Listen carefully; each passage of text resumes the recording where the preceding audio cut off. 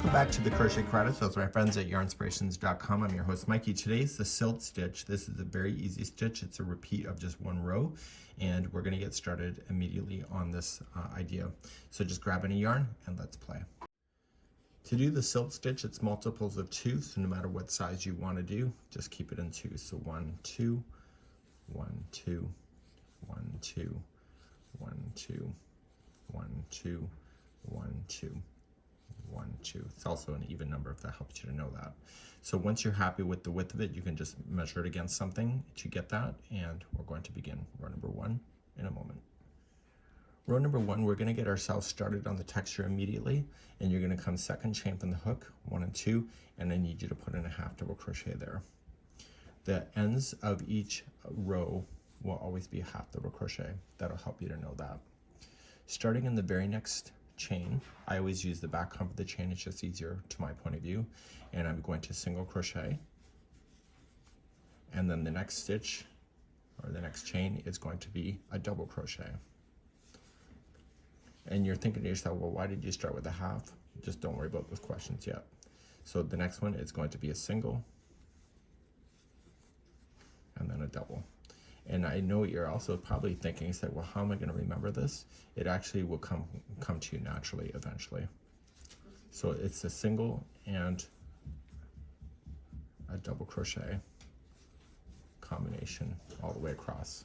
So I will see you close to the end of the row to make sure that you're finishing just right. So please do that. I'll be right back.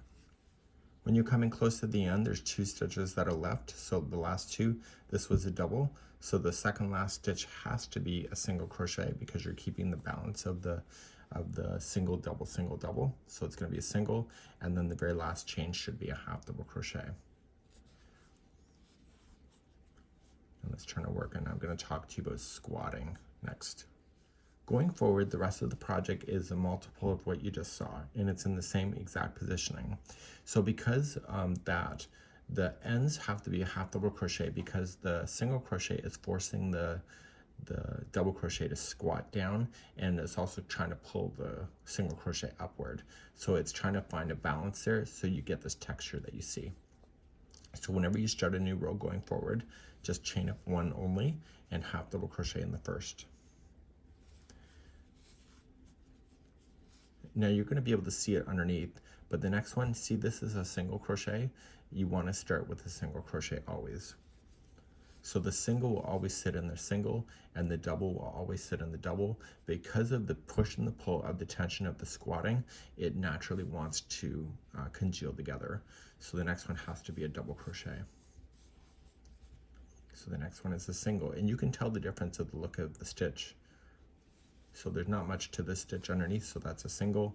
You see there's a lot more bulky, so this has to be a double. So it's a good way to keep your eyes on the prize without losing your counts. So single and double, and you're doing this all the way across like you had been on the first row. But now that you can see what the stitches are below, it's easy to be able to maintain the look.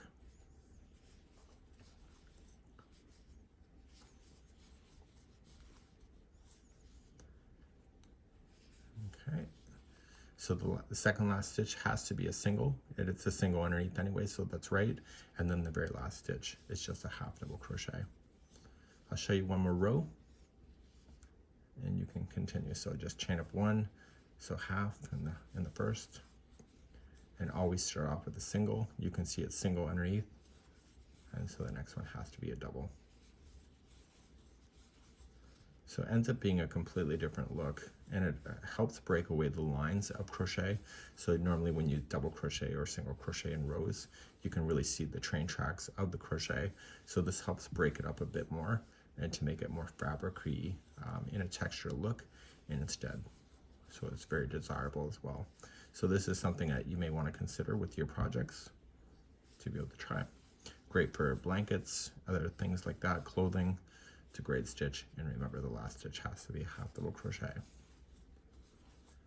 just like that. So when you're ready to finish, just finish off. So just fasten off. Because we didn't start off with a single crochet row, you may just want to look at it and say, well, you know, everything is kind of in pairs. And so you can see one side will look different than the other. So if I did another row of this, then this side would look kind of similar to this. Okay, so it is a double-sided pattern. Please enjoy, and we hope you have a good one.